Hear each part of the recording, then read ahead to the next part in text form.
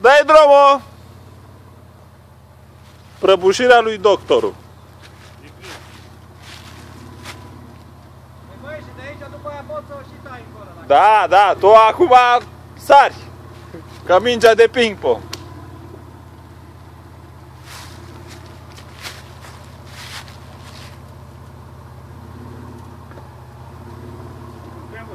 Prea mult, puțin. Puțin cu.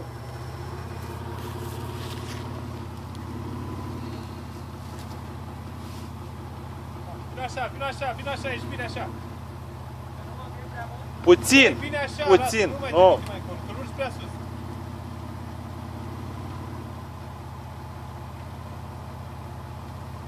Așa e bine, lasă-l așa. Perfect. Stai să văd și roata aia din spate. Lasă-l pe aici, spate. Aia a revenit, era plecat rău.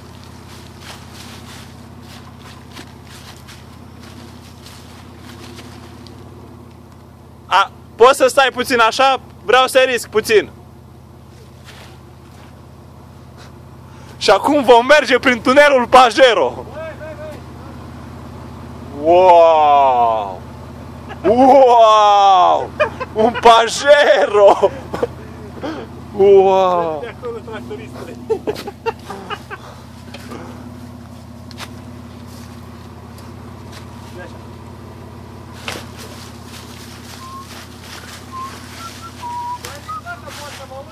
Da, mai putut. Vino așa drept, drept. Drept, așa. Acum ia cu dreapta.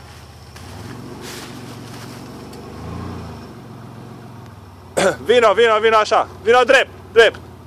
Nu mai e treabă de acum. Vrei să te mai urci? Nu mai urca, lasă așa. Lasă așa, că de acum e bine. Lasă că e bine.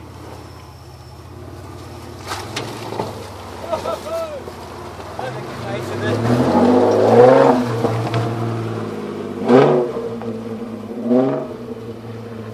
Uitați-și pe Georgiel, băi, filmează pe Georgiel. Oh, Georgică!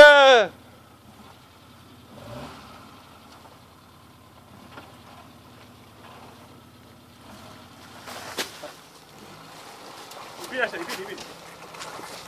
E bine așa, e bine așa. Lasă, scurg încolo, lasă. Dai gaz, dai gaz!